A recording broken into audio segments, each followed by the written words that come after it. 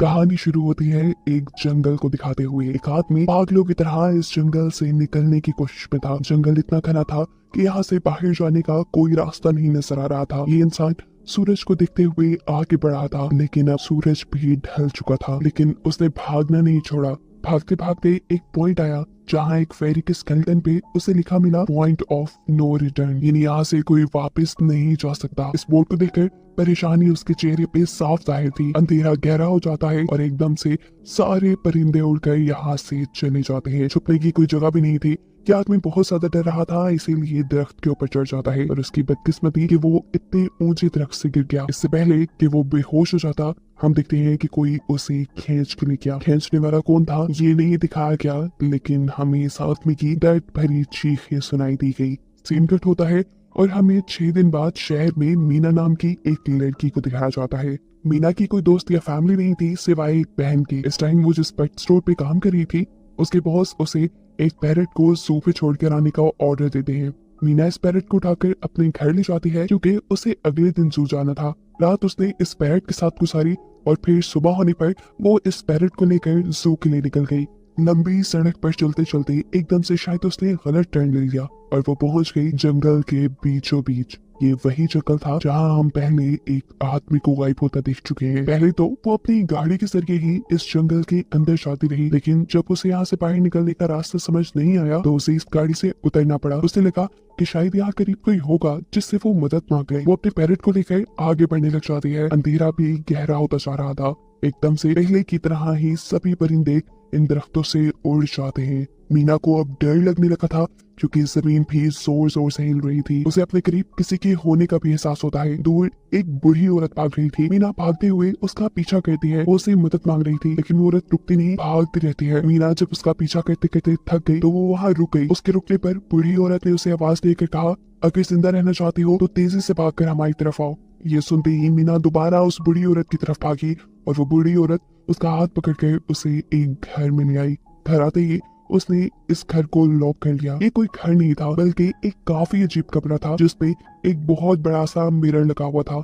इस बूढ़ी औरत के साथ यहाँ 2 और लोग भी थे। मीना घबराकर इन लोगों से पूछती है ये कौन सी जगह है। ये लोग कोई जवाब नहीं देते और उसे मिरर के सामने खड़े होने को कहते हैं क्योंकि कोई उन्हें देखने आने वाला था। मीना पूछती है आखिर कौन देखने आ रहा है, तो वो बूढ़ी औरत मेडेलाइन जवाब देती है हमें वॉचर्स देखने आ रही हैं। एकदम से यहाँ अजीबोगरीब आवाजें भी गूंजने लगी। इस बूढ़ी औरत ने बताया कि वॉचर्स तुम्हारे आने से खुश है, वो यहाँ तालियां बजा रहे हैं तुम्हारे लिए। मीना बुरी तरह कंफ्यूज थी। मेडेलाइन जिन्हें वॉचर्स कह रही थी उन्हें ना तो अभी तक मूवी में दिखाया गया और ना ही मीना या किसी और ने उन्हें देखा था। ये रात गुजर जाती है। सुबह होने पर ये लोग इस जगह से बाहर निकल आते हैं। मेडेलाइन बताती है कि वो वॉचर्स सिर्फ रात में ही बाहर निकलते हैं, दिन के वक्त हम लोग जंगल में आजाद घूम सकते हैं। मीना को इस जंगल में नहीं रहना था, वो यहाँ से निकलने के लिए आगे बढ़ जाती है, पर मेडेलाइन कहती है कि तुम्हारा अच्छा फैसला नहीं, इस जंगल से बाहर निकलने का कोई रास्ता नहीं है। रात होने से पहले पहले हमें इस घर में वापस आना पड़ता है। अगर तुम लेट हो गई तो तुम अपनी जान से हाथ धो बैठोगी। मीना किसी की बात नहीं सुनती और अपने पैरट को लिए आगे बढ़ती रहती है। आगे बढ़ने पर उसे भी वही साइन दिखाए थे, पॉइंट ऑफ नो रिटर्न वाले। इन्हें देखकर वो घबरा तो गई, लेकिन पहले वाली लड़की की तरह ही वो सूरज को देखकर सूरज की डायरेक्शन में आगे बढ़ती रही, पर जंगल से निकलने में कामयाब नहीं हो सकी। एकदम से उस जमीन के नीचे हलचल महसूस हुई। वो डर गई और वापस उसी घर की तरफ भागी। वो हार चुकी थी। यहाँ मेडेलाइन उसे हौसला देती है और कहती है कि सिर्फ तुम ही नहीं जिसने यहाँ से निकलने की कोशिश की और हार गई, हम भी तुम्हारी तरह ही हार कर यहाँ रुके हैं। यहाँ से बाहर निकलने का कोई रास्ता नहीं। ये जंगल आत्माओं को अपनी तरफ लेकर आता है और फिर अजीब अजीब चीजें इंसानों को दिखाता है। ये तुम्हें पागल भी कर सकता है, इसीलिए अगर जिंदा रहने चाहती हो तो हमारे साथ ही रहो। ये जंगल एक शिकारी है और हम सब उसका शिकार। शिकारी है और हम सब उसका शिकार। मेडेलाइन उसे पॉइंट ऑफ नो रिटर्न वाले काफी सारे साइन बोर्ड दिखाती है जो कि जंगल में गोल दायरे में लगाए गए थे। मेडेलाइन बताती है कि ये हमारे घर से आधे दिन के फासले पे लगी है। अगर इससे आगे गए तो वापस लौटना मुश्किल हो जाएगा, इसलिए कभी भी ये तुम्हें नजर आए तो तुम इन्हें इग्नोर मत करना। मीना पूछती है ये सब किसने बनाया, तो वो जवाब देती है ये एक प्रोफेसर ने बनाया था। रात हो जाती है, ये लोग वापस उस घर के अंदर आ जाते हैं। हर रात वॉचर्स उन्हें देखने के लिए आते थे। आज कीरा नामी लड़की उनके सामने डांस करती है और कहती है ये सब उन्हें पसंद है। ऐसा नहीं था कि इन चारों को हर रात वॉचर्स के सामने खड़ा ही रहना पड़ता था। ये लोग जो चाहते वो कर सकते थे, लेकिन उनकी तरफ अपनी कमर नहीं कर सकते थे। रात में तो इन्हें सिर्फ वॉचर्स का मसला था, लेकिन दिन में भी इन्हें बहुत मुश्किलों का सामना करना पड़ता था। ये जंगल से हर रोज कुछ न कुछ हंट करके लेके आते थे, जिनसे इनका गुजारा होता था। अगले दिन कीरा और मीना दोनों जंगल में खाना इकट्ठा करने के लिए जाती है। मीना कीरा से सवाल करती है आखिर ये वॉचर्स चाहते क्या हैं? कीरा बताती है मुझे भी कुछ खास नहीं पता, लेकिन मैंडरलाइन के पास एक थ्योरी है। उसके मुताबिक ये वॉचर्स हमें देखते हैं, हमें ऑब्जर्व करते हैं, लेकिन अगर हमने इन वॉचर्स को देखा तो हम पागल हो जाएंगे। कीरा अब उसे एक गड्ढा दिखाती है और कहती है ऐसे बहुत से गड्ढे जंगल में मौजूद हैं। दिन के वक्त ये सारे के सारे वॉचर्स इन गड्ढों में रहते हैं और रात में वो यहाँ से बाहर निकल आते हैं। मीना कीरा को बताती है कि उन्हें यहाँ फंसे हुए 6 महीने हो गए हैं। कीरा का हस्बैंड जंगल में रास्ता ढूंढने के लिए निकला है। उसे उम्मीद है कि वो जरूर रास्ता ढूंढ कर वापस आएगा और वो लोग यहाँ से बाहर निकल पाएंगे। हमें मालूम होता है कि असल में कीरा का हस्बैंड वही आदमी था जिसे हमने मूवी के स्टार्ट पे दिखा, जिसे कोई यहाँ से ले गया। अपने घर के करीब वापस आने पर मैडरलाइन मीना को 3 रूल समझाती है यहाँ पर जिंदा रहने के। सबसे पहला कि वो रात के वक्त अपने घर का दरवाजा नहीं खोलेगी। दूसरा कि रात में वो आईने की तरफ अपनी कमर नहीं करेगी। और तीसरा ये कि दिन के वक्त वो उन गड्ढों के पास नहीं जाएगी और जितना हो सके रोशनी में रहेगी। अब इस रात मीना उन वॉचर्स के बारे में जानना चाहती थी, इसलिए वो मिरर के साथ कान लगाकर आवाजें सुनने की कोशिश करती है। जब उसे कुछ सुनाई नहीं देता तो वो मिरर की तरफ अपनी कमर कर लेती है और ऐसा करने पर उन वॉचर्स को गुस्सा आ चुका था। वो लोग जोर जोर से उस मिरर को मारने लग जाते हैं, यहाँ तक कि मिरर के अंदर क्रैक भी आ जाता है। शोर से मैडरलाइन भी उठ जाती है और वो मीना को मिरर की तरफ खड़े रहने को कहती है। ऐसा करने पे उनका गुस्सा ठंडा हो सकता था। खैर ये रात भी कट जाती है और अगले दिन मीना डेनियल के साथ शिकार पर निकलती है। मीना क्योंकि अपने अच्छे दिन यहाँ जाया नहीं करना चाहती थी, इसलिए वो यहाँ से निकलने की तैयारी कर रही थी। वो डेनियल से पूछती है क्या आज तक तुमने किसी वॉचर को देखा? डेनियल ना में जवाब देता है। तब मीना डेनियल को समझाती है कि मुझे लगता है कि ये सब मैडरलाइन की बनाई हुई कहानियां हैं, जिसके अंदर वो हमें फंसा रही है। हमें जरूर इन गढ़ों को जाकर चेक करना चाहिए, शायद हमें यहाँ से बाहर जाने का कोई रास्ता मिल जाए। डेनियल जो कि खुद यहाँ से बाहर जाना चाहता था, न की बातें मान लेता है और अब मीना अपने साथ रस्सी बांधकर उस गड्ढे के अंदर उतरती है। रस्सी का दूसरा सिरा डेनियल ने पकड़ा हुआ था कि अगर मीना को कुछ भी हो वो जल्दी से मीना को बाहर की तरफ खींच ले। मीना नीचे गड्ढे में पहुंच जाती है जहां उसे बहुत सारे इंसानों का सामान मिलता है। मीना इस सामान को इकट्ठा कर लेती है, जरूर वो जंगल में फंसे हुए इंसानों का ही सामान होगा। रस्सी के सहारे मीना और डेनियल उस सामान को बाहर ले आते हैं और इससे पहले कि मीना उस गड्ढे से बाहर निकलती, उसे गड्ढे के अंदर किसी की उंगलियां दिखाई देती हैं। वो ठीक से तो नहीं देख पाई कि ये क्या चीज थी, लेकिन वो डर गई। ये लोग उस सारे सामान को लेकर अपने सेफ हाउस में आ गए, जहाँ मैडरलाइन ने उससे पूछा ये सामान तुम्हें कहाँ से मिला? ये लोग झूठ बोल देते हैं कि ये सामान उन्हें जंगल से मिला है। मैडरलाइन को इस जंगल में रहते हुए बहुत अरसा गुजर चुका था। वो जानती थी कि ऐसा सामान उसे जंगल से नहीं बल्कि गड्ढे से मिला होगा। वो मीना से पूछती रह जाती है बताओ तुमने गड्ढे के अंदर क्या देखा, लेकिन मीना उसे कुछ नहीं बताती। अब इन लोगों को गड्ढे से कैमरा भी मिला था। इस कैमरा को सीसीटीवी कैमरा बनाकर डेनियल और मीना इस घर के बाहर लगा देते हैं ताकि ये लोग भी वॉचर्स को देख पाए। मैडरलाइन उनको समझाती रह जाती है ये तुम गलत कर रही हो, लेकिन ये दोनों उसकी एक नहीं सुनते। आज ये लोग वॉचर्स के इंतजार में बैठे थे ताकि इन्हें वो देख पाए। अभी तक वॉचर्स नहीं आए थे, लेकिन आज इनके साथ कुछ अजीब होता है। उनका दरवाजा खटखटाया जाता है। ये लोग कैमरे से देखते हैं तो वहाँ उन्हें इंसानी टांगे दिखाई दे रही थी। बाहर जो कोई भी था वो कीरा के हस्बैंड की आवाज में बात कर रहा था। कीरा को लगा कि जरूर उसका हस्बैंड यहाँ से बाहर निकलने का रास्ता ढूंढ आया है। वो जल्दी से उठकर के दरवाजा खोलने के लिए जाती है, लेकिन मैडरलाइन उसे रोक देती है और कहती है तुम ये दरवाजा नहीं खोल सकती, मैं जानती हूँ भाई तुम्हारे हस्बैंड नहीं है। कीरा को मैडरलाइन की बातों पे यकीन नहीं था, इसीलिए मैडरलाइन कहती है तुम इसका इम्तिहान ले लो, तुम मुझसे कोई ऐसी बात पूछो जिसके बारे में सिर्फ तुम या तुम्हारा हस्बैंड जानता हो। कीरा बाहर खड़े हुए इंसान से एक किताब के बारे में सवाल करती है जिसके बारे में उसे पता होना चाहिए था, लेकिन जब बाहर खड़ा हुआ इंसान कोई जवाब नहीं देता तो ये समझ जाते हैं कि ये वॉचर ही है। ये जब दरवाजा नहीं खोलते तो वॉचर इनके बाहर लगाए हुए कैमरा को तोड़ देता है। सभी वॉचर अब गुस्से में आ चुके थे। वो इनके घर के बाहर लगा हुआ शीशा भी तोड़ने वाले थे, लेकिन ये सब लोग शीशे के सामने खड़े हो जाते हैं। उनके ऐसा करने पर वॉचर्स ने शीशा तोड़ना बंद कर दिया और वो इनको मारने नहीं आए। रात इनके साथ ये काफी सारी गलत चीजें हो गई थी, इसीलिए डेनियल और मीना ने डिसाइड किया कि वो मैडरलाइन को सच बता देंगे कि वो गड्ढे में गए थे। और इस बात से वो बहुत ज्यादा गुस्सा हो जाती है कि उन्होंने एक रूल तोड़ दिया था। मैडरलाइन उस गड्ढे से लाया हुआ सारा सामान उठाकर वापस उसी गड्ढे में फेंक देती है और अब ना चाहते हुए मीना भी यही रहने वाली थी। वक्त गुजरता गया मौसम भी बदल गया, सर्दियां आ गई थी, लेकिन अभी तक ये लोग यही फंसे थे। मीना हर रोज यहाँ से बाहर निकलने वाले रास्ते की तलाश में जाती थी, लेकिन उसे कोई रास्ता नहीं मिलता था। उसने एक नक्शा भी बनाया था, उसे यकीन था कि कभी तो वो ये नक्शा पूरा कर ही लेगी। सर्दियों की वजह से इन्हें खाना भी ठीक से नहीं मिल रहा था, और खाना ना मिलने की वजह से इनकी दिमागी हालत खराब होती जा रही थी। और इसी सब में मेडेलिन और डैनियल का झगड़ा हो जाता है। उसे में वो मेडेलिन के साथ साथ मीना को भी बाहर ही छोड़ के कीरा को सेफ हाउस में ले जाकर लॉक कर देता है। अंधेरा भी होने वाला था। मेडेलिन और मीना बहुत दरवाजा खटखटाती है, डैनियल की मिन्नतें करती है कि प्लीज ये दरवाजा खोल दो, लेकिन वो दरवाजा नहीं खोलता। फिर अंधेरा भी हो गया और मजबूरन इन्हें अपनी जान बचाने के लिए एक घने दरख्त के नीचे खड़ा होना पड़ा। अब तो इन्हें वॉचर्स के आने की आहटें भी सुनाई दे रही थी। इस टाइम मीना और मेडेलिन के साथ हम ऑडियंस को भी इन वॉचर्स की एक झलक दिखाई जाती है। ये लोग लंबे लंबे, पतले और खतरनाक थे।